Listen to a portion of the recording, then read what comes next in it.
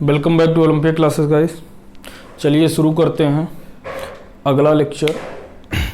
हमने क्या पढ़ लिया था? इलेक्ट्रिक डाइपोल पढ़ लिया था। इलेक्ट्रिक डाइपोल के बारे में जो भी सारी चीज़ें थी वो हमने देख लिया था कि कैसे उसके कारण एसएचएम के कारण उसका टाइम पीरियड निकालते हैं, कैसे वो एसएचएम करेगा, कैसे उस पर टार्क लगेगा, ये सब सारी चीज़ें हम देख लिए थे। अब बात करते हैं इलेक्ट्रिक फ्लक्स की। तो आज हम लोग पढ़ेंगे इलेक्ट्रिक फ्लक्स और थोड़ा सा गौसला कैसे लगता है उसके बारे में पढ़ेंगे। तो इलेक्ट्रिक फ्लक्स को पढ़ने से पहले हम लोग क्या पढ़ेंगे? एरिया वेक्टर पढ़ेंगे। क्या पढ़ेंगे? Area vector. तो हेडिंग डालिएगा एरिया वेक्टर। एरिया वेक्टर जब हम देखते हैं तो अब आपके दिमाग में ये आता होगा कि सर एरिया कैसी है। अभी तक आपने सबने क्या पढ़ा था कि एरिया कैसी है? स्केलर क्वांटिटी है। कैसी है? स्केलर क्वांटिटी है। लेकिन एरिया कैसी है? हकीकत में आपकी एरिया है वेक्टर क्वांटिटी। कैसी है? Vector quantity. देखिए जैसे कि ये आपका x है, ये आपका y है और ये आपका क्या है? z है। यहां से ये a b c और d है। ये साइड a है, ये साइड a है। मुझे इसका एरिया निकालना है। तो इसका जो एरिया होगा ये होगा आपका, दिस इज द एरिया है, ठीक है ना। ये क्या है? एरिया है। ये एरिया होगा A B cross B C. A B कितना है? A cross A. और जब क्रॉस हटता है तो क्या आता है? Sine theta. तो ये ए स्क्वायर साइन थीटा। और थीटा कितना है? ए बी और बी सी में जो एंगल है वो कितना है? 90 है। तो ये कितना हो जाएगा? ए स्क्वायर। क्यों? क्योंकि थीटा आपका क्या है? 90 डिग्री है और साइन थीटा की वैल्यू जो है, साइन 90 की वैल्यू कितनी होती है? 1 होती है। तो ये क्या हो गया आपका? ये हो गया आपका एरिया वेक्टर। अब इस एरिया वेक्टर की जो डायरेक्शन होगी वो आपकी किधर आएगी? ए क्रॉस बी कर रहे हैं। क्या कर रहे हैं? A B cross B C. तो A B cross B C, A B cross B C मतलब एंटी क्लॉकवाइज। किधर जा रहे हैं? Anticlockwise. तो इसकी डायरेक्शन किधर हो जाएगी? आउटसाइड, बाहर की तरफ। तो इसकी डायरेक्शन हो जाएगी ए स्क्वायर के कैप आउटसाइड, ठीक है।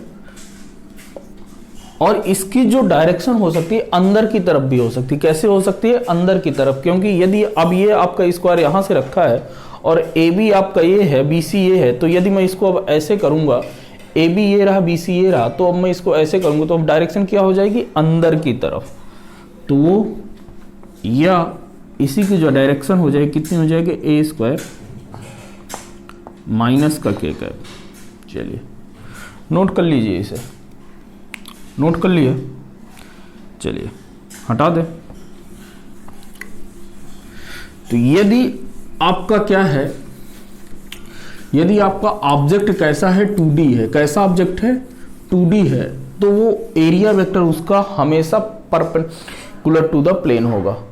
परपेंडिकुलर टू द प्लेन होगा। लिखिएगा for 2D object area vector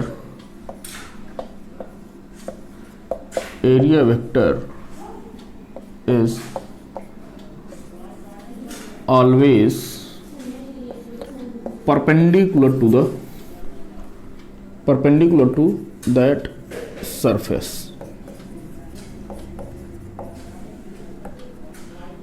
It may be outside or inside direction,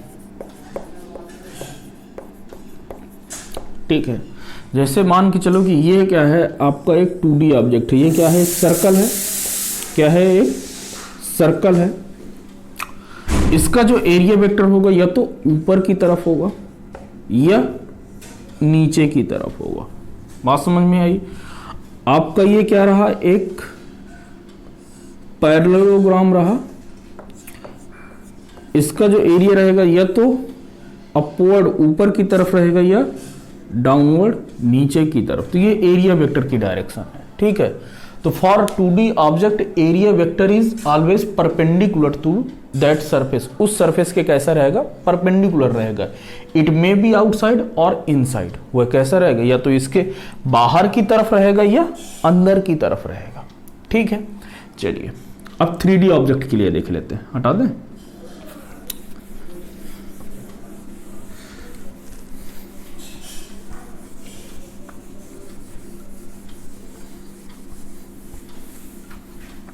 लिखिएगा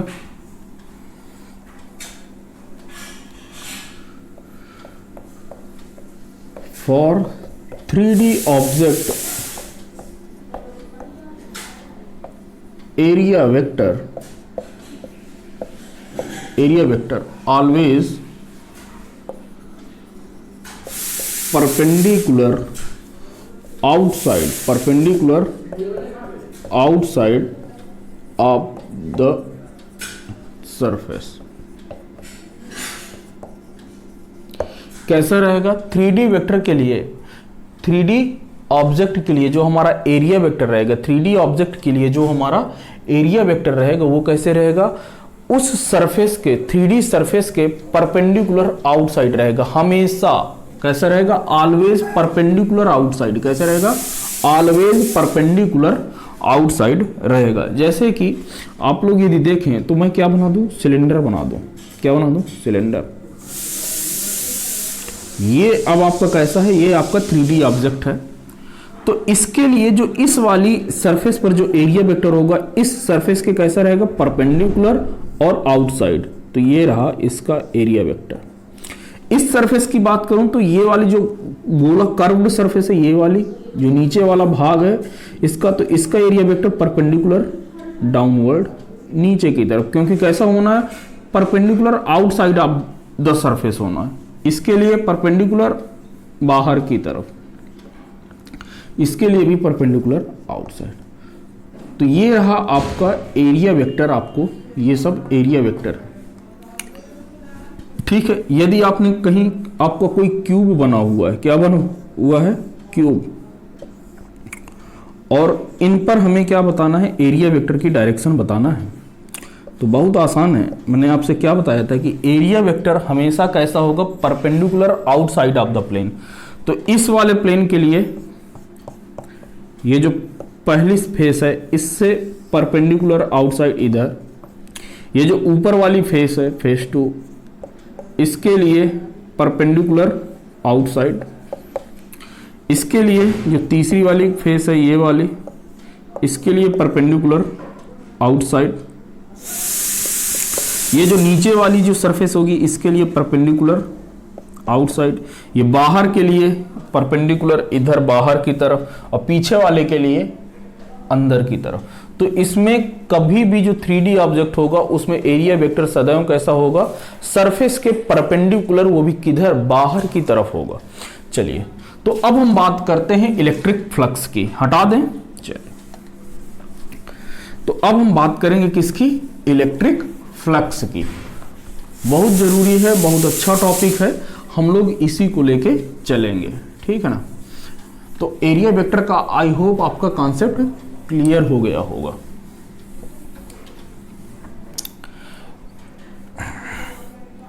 लिखिएगा इलेक्ट्रिक फ्लक्स, हेडिंग डालिएगा इलेक्ट्रिक फ्लक्स, लिखिएगा।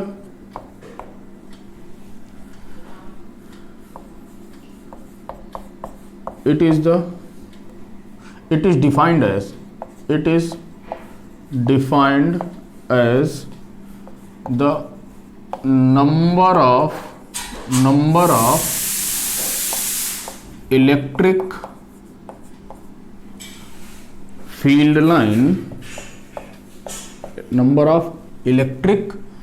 field line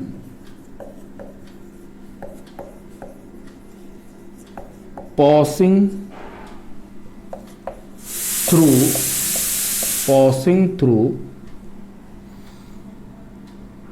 passing through the plane surface, passing through the plane surface। किसी plane surface से कितनी electric field लाइनें क्या होती हैं, पास होती हैं। किसी passing through the plane surface in area vector direction, in area vector direction। बात समझ में आ गई? लिखिएगा कि क्या है, it is defined as the number of electric field lines. कितनी इलेक्ट्रिक फील्ड लाइन पास होती हैं किसी सरफेस से और कब, उस सरफेस के एरिया वेक्टर की डायरेक्शन पे, in area vector direction, in the area vector direction. उस जो सरफेस है उस सरफेस के एरिया वेक्टर की डायरेक्शन में कितनी इलेक्ट्रिक फील्ड लाइनें पास आउट हो रही हैं, वही क्या कहलाती है, इलेक्ट्रिक फील्ड लाइन कहलाती है। तो अब देखिएगा, जैसे कि मान के चलिए कि ये आपका क्या है, एक प्लेन है, ठीक है, यहां से इलेक्ट्रिक फील्ड लाइन पास हो रही है, ये इलेक्ट्रिक फील्ड लाइन है। तो यहां से इसका जो सरफेस एरिया हो, इसका जो एरिया होगा, इस प्लेन का जो एरिया होगा, उस एरिया की डायरेक्शन किधर होगी, perpendicular outside of the plane, perpendicular outside of the plane, मतलब बाहर की तरफ एरिया होगा। और इसकी डायरेक्शन में, इस एरिया वेक्टर की डायरेक्शन में कितनी इलेक्ट्रिक फील्ड लाइनें हैं, 2। तो यहां पर जो फाई होगा, इलेक्ट्रिक फ्लक्स को हम किससे रिप्रेजेंट करते हैं, फाई से, और नीचे ई लगा देते हैं। इलेक्ट्रिक फ्लक्स को किससे रिप्रेजेंट करते हैं, फाई से, और नीचे क्या लगा देते हैं, ई लगा देते हैं। अब यहां से कितनी लाइनें गुजर रही हैं, 2 लाइनें। तो इलेक्ट्रिक फ्लक्स कितना हो गया, 2, ठीक है। अब मैं इलेक्ट्रिक फील्ड की डेंसिटी क्या कर दूं, बढ़ा दूं। इलेक्ट्रिक फील्ड की डेंसिटी क्या कर दूं, बढ़ा दूं। यदि मैं इलेक्ट्रिक फील्ड की डेंसिटी बढ़ा दूं तो आपकी इलेक्ट्रिक फील्ड लाइंस क्या हो जाएंगी, बढ़ जाएंगी। एरिया मैंने अभी क्या रखा है, कांस्टेंट रखा है। तो इलेक्ट्रिक फील्ड लाइन की मैं डेंसिटी बढ़ा दूं, डेंसिटी आपकी मैंने इंक्रीज किया है, इलेक्ट्रिक फील्ड लाइन की डेंसिटी मैंने क्या किया है, इंक्रीज किया है। तो फ्लक्स आपका क्या हो गया, बढ़ गया। कितना हो गया, कितनी लाइनें गुजरने लगी, 1 2 3 4, ठीक है। और अब देखिए कि मैं इलेक्ट्रिक फील्ड वही रख रहा हूं, लेकिन अब क्या कर रहा हूं कि मैं एरिया जो है, अभी एरिया यहां पर इतना है, field line constant, field electric field line constant है, मतलब ये अब बदल नहीं रही है। क्या बदल रहा है, केवल एरिया बदल रहा है। तो अभी यहां पर ये जो कितना है, फ्लक्स कितना है, क्योंकि 2 लाइनें ही गुजर रही हैं तो ये 2 हो गया। अब यहां से यदि देखूं मैं, तो मैं क्या कर रहा हूं, सिर्फ आपका इसका एरिया बढ़ा दे रहा हूं। क्या बढ़ा दे रहा हूं, एरिया। ये जो सरफेस है इसका यदि मैं एरिया बढ़ा दूं तो आप लोग देख रहे हैं कि जो अब यहां पर एरिया बढ़ाने से इलेक्ट्रिक फ्लक्स कितना हो जा रहा है, 1 2 3 4 5, कितना हो गया, 5। यानी कि यदि आप देख रहे हैं कि जो फ्लक्स है, जो इलेक्ट्रिक फ्लक्स है, वो किसके डायरेक्टली प्रोपोर्शनल है, तो जो फ्लक्स है वो डायरेक्टली प्रोपोर्शनल है आपका इलेक्ट्रिक फील्ड लाइंस के। इलेक्ट्रिक फील्ड लाइंस के कितनी इलेक्ट्रिक फील्ड पास आउट हो रही। दूसरा वह क्या है, यह डायरेक्टली प्रोपोर्शनल है किसके, एरिया के, किसके, एरिया के, ठीक है। तो यदि अब मैं इन दोनों को एक साथ लिखूंगा तो phi is directly proportional to E dot A. ये कौन सा प्रोडक्ट है इनके बीच में, डॉट प्रोडक्ट है। कैसा प्रोडक्ट, डॉट प्रोडक्ट। प्रोपोर्शनलिटी का साइन हटाया, डॉट प्रोडक्ट हटाऊंगा तो फाई ई बराबर कितना आ जाएगा, ई ए कॉस थीटा, ई ए कॉस थीटा। और जहां पर जो थीटा है ये है angle between electric field and area vector. Theta is the angle between electric field and area vector. बात समझिए। तो इलेक्ट्रिक फ्लक्स किसे कहते हैं? इलेक्ट्रिक फ्लक्स है कि किसी जो एक प्लेन है उस प्लेन के परपेंडिकुलर कितने इलेक्ट्रिक फील्ड लाइनें पास होती हैं, उस प्लेन के परपेंडिकुलर कितनी इलेक्ट्रिक फील्ड लाइनें पास होती हैं, वही क्या कहलाती हैं, उसका इलेक्ट्रिक फ्लक्स कहलाता है। ठीक है, अब आपने देख लिया कि जब हम इलेक्ट्रिक फील्ड लाइंस को क्या कर रहे हैं, कांस्टेंट मतलब इलेक्ट्रिक फील्ड लाइंस को वेरी करा रहे हैं, मतलब इलेक्ट्रिक फील्ड लाइन कांस्टेंट नहीं है, उनकी डेंसिटी घट या बढ़ रही है। तो पहले कितनी इलेक्ट्रिक फील्ड लाइनें कितनी है, एरिया मैंने क्या रखा हुआ, कांस्टेंट रखा हुआ, तो इलेक्ट्रिक फील्ड लाइंस कितनी पास आउट हो रही हैं, 2। यहां पर इलेक्ट्रिक फील्ड लाइन कितनी पास आउट हो रही हैं, 4।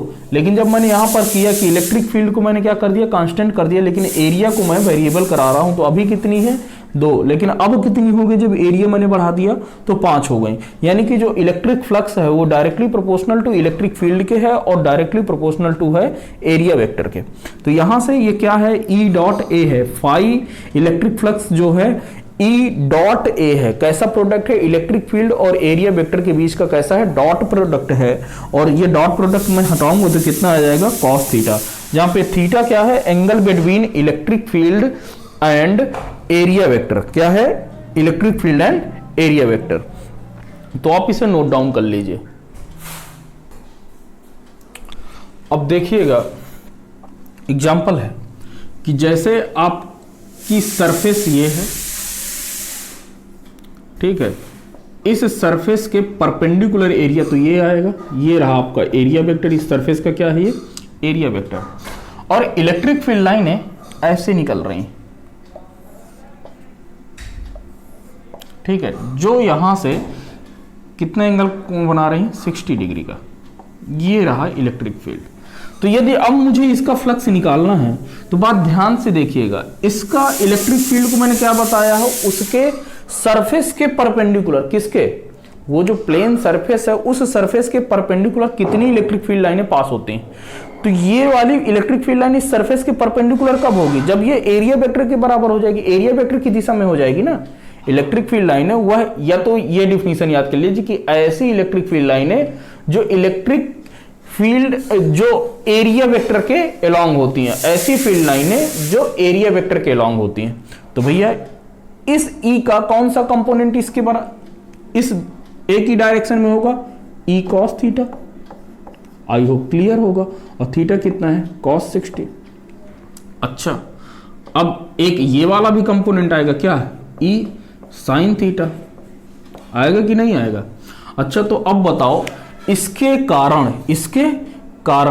कौन सा फ्लक्स होगा, इसके कारण कौन सा फ्लक्स होगा, फ्लक्स का कौन सा कंपोनेंट आएगा। तो मेरे भाई बात समझने की कोशिश करना यार, एरिया वेक्टर की डायरेक्शन में इलेक्ट्रिक फील्ड की ऐसी इलेक्ट्रिक फील्ड लाइन है जो एरिया वेक्टर की दिशा में, तो एरिया वेक्टर तो हमारा इस डायरेक्शन में, इस डायरेक्शन में एरिया वेक्टर थोड़ी ना, मतलब ये वाला कंपोनेंट आपको नहीं देगा, ये आपको इलेक्ट्रिक फ्लक्स नहीं देगा। तो इलेक्ट्रिक फ्लक्स कौन देगा, केवल ई कॉस 60 डिग्री देगा, क्या देगा, केवल ई कॉस 60 डिग्री। तो यहां से जो फ्लक्स हो जाएगा आपका वो कितना आ जाएगा, ई ए कॉस 60, मतलब कॉस 60 की वैल्यू कितनी होती है, 1/2, ई ए अपॉन 2, ये रहा, ठीक है। और ये जो फ्लक्स है ये आपका कैसा है, स्केलर क्वांटिटी है, कैसा है, स्केलर क्वांटिटी है, कैसा है, स्केलर क्वांटिटी, मतलब इसके लिए डायरेक्शन की जरूरत नहीं पड़ती है, मतलब इसके लिए डायरेक्शन की जरूरत नहीं पड़ती है, ठीक है। बात समझ में आई कि ये फ्लक्स क्या है, इलेक्ट्रिक फ्लक्स है, और ये कैसी है, स्केलर क्वांटिटी है, इसको व्यक्त करने के लिए डायरेक्शन की आवश्यकता नहीं होती है, क्योंकि स्केलर क्वांटिटी वही क्वांटिटी होती हैं जिनको रिप्रेजेंट करने के लिए हमें डायरेक्शन की जरूरत नहीं होती है। अच्छा, अब एक आप इस क्वेश्चन को करने की कोशिश करिएगा।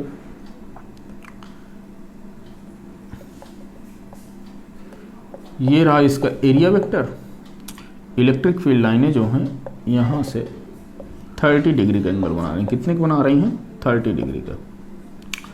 ये इलेक्ट्रिक फील्ड लाइन है, ठीक है। ये रही, ये सब क्या है, इलेक्ट्रिक फील्ड लाइन। तो अब आपको इसके लिए फ्लक्स बताना है कि इसके सरफेस से कितना फ्लक्स जाएगा। ये रेडियस इसकी आर, रेडियस कितनी है, आर है, इट इज द सर्कल है, ये क्या है, सर्कल है। चलिए, तो जब हम फ्लक्स निकालूंगा तो आप देखिएगा कि ये कौन सा है, इसका ये वाला जो कंपोनेंट आएगा, इसका कौन सा कंपोनेंट आएगा, ये इलेक्ट्रिक फ्लक्स फील्ड का ये वाला कौन सा कंपोनेंट आएगा, ई कॉस 30 डिग्री। तो क्या इसके कारण होगा क्या, नहीं, तो कौन सा कंपोनेंट लेंगे, ये वाला। तो ये एंगल कितना हो जाएगा, तो या तो आप कह लो कि ई साइन 30, या तो कह लो कि ये वाला एंगल कितना हो जाएगा आपका 60 डिग्री। भाई ये टोटल कितना होना है, 90 होना है, ये कितना होना है, टोटल 90 होना है। तो 90 कब होगा, ये 30 है, तो ये कब होगा, ये 60 होगा। तो यह कह लीजिए कि ई कॉस 60। तो इनमें से इलेक्ट्रिक फील्ड का कौन सा कंपोनेंट एरिया वेक्टर की दिशा में है, तो ई कॉस 60 या ई साइन 30।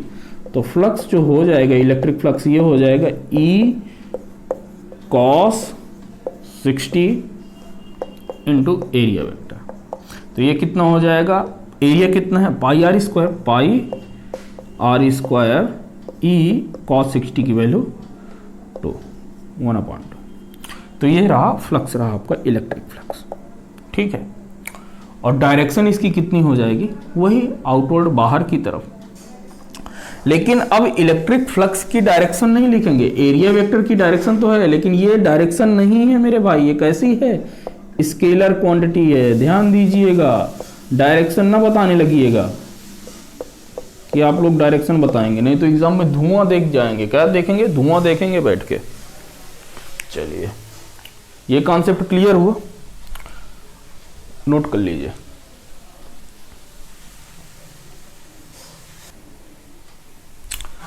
अब एक क्वेश्चन है कि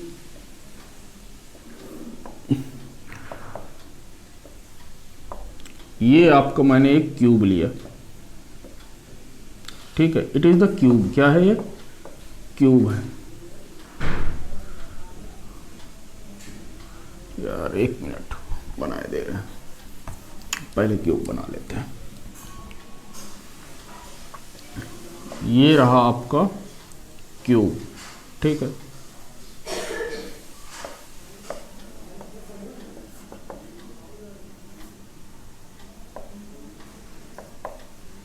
ये x, ये y और ये z, ये यहां पर रखा हुआ है ऐसे, ठीक है।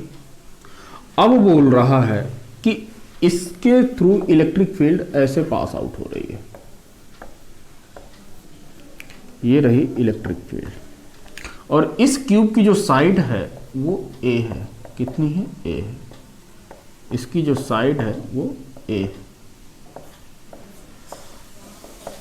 ठीक है। अब आपसे पूछा है कि find net flux passing through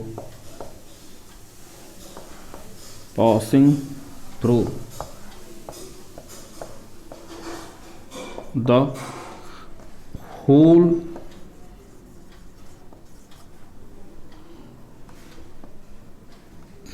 faces of cube. तो यदि आप देखें तो एक क्यूब में कितने फेस होते हैं, ये कह रहा है कि इस क्यूब के फेस से कितनी जो है फ्लक्स लाइनें पास होंगी, ये कितना फ्लक्स होगा, ये बताना है कि इस क्यूब से कितना फ्लक्स पास आउट होगा। यार तो एक बात समझिएगा, इस क्यूब की कितने फेसेस होते हैं, 6। जैसे कि एक ये वाला हो गया, ठीक है, एक ये ऊपर वाली हो गई 2, एक ये बगल वाली 3, ठीक है, और एक ये नीचे वाली 4, एक ये अंदर की तरफ 5 और एक ये बाहर की तरफ 6, ठीक है। तो कितने फेसेस हो गए, 6। तो पहले वाले फेस के लिए देखेंगे तो यदि इस पहले वाले फेस के लिए देखेंगे तो एरिया वेक्टर आउटसाइड होता है ना, तो एरिया वेक्टर आउटसाइड है, इलेक्ट्रिक फील्ड आपकी किधर है, इस डायरेक्शन में है। भाई देखिए अब सॉल्यूशन है, ये देखिए ये मैंने आपको बना लिया क्यूब, बात समझने की कोशिश करिएगा, बहुत ज़्यादा नहीं है लेकिन हाँ जो भी है बहुत अच्छा कॉन्सेप्ट है। तो ये रहा, अब ये देखिए तो इस फेस के कारण एरिया वेक्टर इधर, इस फेस के कारण एरिया वेक्टर इधर, इस फेस के कारण एरिया वेक्टर इधर, और ये जो बाहर वाला है इसके कारण एरिया वेक्टर इधर आउटसाइड बाहर की तरफ, ये जो अंदर वाला है इसके कारण एरिया वेक्टर अंदर की तरफ, और इसके कारण एरिया वेक्टर बाहर आउटसाइड की तरफ। ठीक है, तो इसके कारण जो पहला फेस है देखिएगा, वहां से जो मैंने नंबरिंग की है, ये वाला पहला फेस है, ये वाला दूसरा फेस है ऊपर वाला, ये तीसरा वाला, ये वाला फेस चौथा वाला नीचे वाला, पांचवा ये बाहर की तरफ, और ये छठा जो है अंदर की तरफ वो वाला फेस है।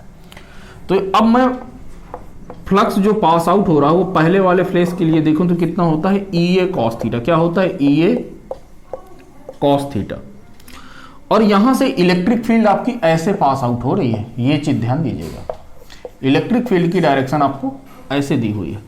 तो यार मैं पहले वाले फेस के लिए देखूंगा तो एंगल जो है थीटा कितना है, ए और ए के बीच, ए एंड ई का जो एंगल है जो थीटा है वो कितना है 180, क्योंकि दोनों की डायरेक्शन क्या है मेरे भाई, अपोजिट है। ये इलेक्ट्रिक फील्ड इधर है और इसके लिए पहले वाले फेस के लिए एरिया वेक्टर अपोजिट है, तो ये कितना है 180। और यहां से ये कैसा है, क्यूब है, तो एरिया कितना हो जाएगा इस वाले पहले फेस का ए स्क्वायर, तो ई ए स्क्वायर, और वो कितना cos 180 की वैल्यू -1, तो ये माइनस लगा दिए, पहले फेस का आ गया। इसी तरीके से दूसरे वाले फेस के लिए जब लिखेंगे तो दूसरे वाले फेस के लिए इलेक्ट्रिक फील्ड ये है, एरिया वेक्टर ये है, तो इसके लिए परपेंडिकुलर इलेक्ट्रिक फील्ड और एरिया वेक्टर के बीच का जो एंगल है वो कितना है, ई ए cos 90, ई ए cos 90। ये जो चौथी वाली जो फेस है कैसी है, जो चौथी वाली फेस है उसके लिए भी कैसा है 90। ध्यान से देखिएगा भाई, ये सरफेस हो गई, इलेक्ट्रिक फील्ड हमारी ऐसे आ रही है, ये भाई इलेक्ट्रिक फील्ड हमारी कैसे है, ऐसे है, एरिया वेक्टर नीचे की तरफ है, तो कितनी हो जाएंगी एंगल 90। तो तीसरा कह लो ये इलेक्ट्रिक फील्ड दूसरे वाले फेस के कारण और चौथे वाले फेस के कारण क्या होगा, बराबर होगा, और वो कितना होगा 0, क्योंकि cos 90 की वैल्यू कितनी होती है 0। ठीक है, अब हम देखते हैं, पहला देख लिया, दूसरा और चौथा देख लिया, अब हम तीसरा देखते हैं, इलेक्ट्रिक फ्लक्स ड्यू टू तीसरे वाले फेस के कारण। तो E और A तो वही रहेगा, एंगल कितना है इनके बीच में भाई, इनके बीच में जो एंगल है वो इलेक्ट्रिक फील्ड भी उसी डायरेक्शन में है जिस डायरेक्शन में क्या है, एरिया वेक्टर है, मतलब थीटा कितना हो गया 0, तो cos 0 की वैल्यू 1, तो यहां से इलेक्ट्रिक फील्ड की वैल्यू हो जाएगी ई ए स्क्वायर। ठीक है, ये हो गया। अब पांचवें वाले के लिए भी देखिएगा, जो पांचवा है, तो यार ये मान के चलो ना कि ये क्या है, एक क्यूब है, इलेक्ट्रिक फील्ड आपकी ऐसे जा रही है, बात समझिएगा यार, ये क्यूब था, कमरा मान के चलो कि ये क्यूब है, ठीक है, ये क्या है, क्यूब है, एक इधर फेस है, एक इधर है, एक इधर है, एक ऊपर है और एक नीचे है। तो अब ये वाली फेस बची है कौन सी, जो अंदर जा रही है, जो अंदर है, एक ये वाली और एक ये बाहर वाली, एक ये वाली फेस है और एक ये वाली फेस है। तो इसके लिए इलेक्ट्रिक फील्ड कैसे आ रही है, इलेक्ट्रिक फील्ड ऐसे पेन की डायरेक्शन, मार्कर की डायरेक्शन में ऐसे आ रही है। तो यार ये वाली इलेक्ट्रिक फील्ड ये हो गई, और पीछे वाली सरफेस का जो एरिया वेक्टर होगा वो किधर होगा, अंदर की तरफ, मतलब ऐसे एरिया वेक्टर होगा, और बाहर वाले सरफेस के लिए एरिया वेक्टर किधर होगा, बाहर की तरफ। और इनके देखना भाई, पहले बात समझ लो, ये क्या रहा आपकी इलेक्ट्रिक फील्ड, पांचवें और छठे के बारे में है बता रहा हूं, ये रहा आपका एरिया वेक्टर, मार्कर क्या है, एरिया वेक्टर है, ये जो हाथ क्या है आपकी इलेक्ट्रिक फील्ड है, क्या है, इलेक्ट्रिक फील्ड है। तो इन दोनों के बीच में एंगल कितना बन रहा है 90 डिग्री। इसी तरीके से जो अंदर की तरफ देखेंगे तो अब ये डायरेक्शन ऐसे हो जाएगी, ठीक है, एरिया वेक्टर की, लेकिन इलेक्ट्रिक फील्ड तो अभी वही है, तो एंगल अभी भी कितना बन रहा है 90, चाहे आगे से देखो या पीछे से देखो, तो उसके लिए भी कितना हो जाएगा, फ्लक्स 0 हो जाएगा। तो इलेक्ट्रिक फ्लक्स 5 और 6 के लिए क्या होगा, बराबर होगा, और इसके लिए भी कितना होगा, ई ए कॉस 90 मतलब 0। ठीक है, बात समझ में आई। तो यही है कि यदि कोई सरफेस है, कोई 3D ऑब्जेक्ट है और उस 3D ऑब्जेक्ट के अंदर कोई चार्ज नहीं है, कोई चार्ज नहीं है और उसको जो है एक यूनिफॉर्म इलेक्ट्रिक फील्ड में रखा गया। कहां पर रखा गया है? यूनिफॉर्म इलेक्ट्रिक फील्ड में रखा गया है। तो उस पर जो नेट फ्लक्स होगा वह कितना होगा? 0 होगा। हटा दूं इसे? चलिए हटा देते हैं, फिर नोट डाल के लिखिएगा।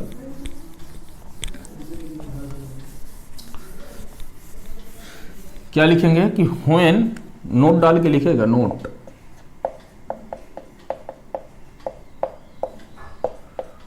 when a 3D object is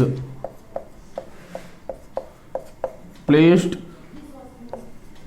on an uniform electric field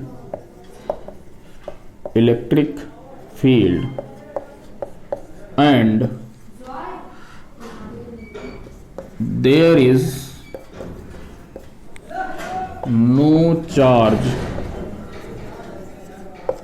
inside the object, then the total flux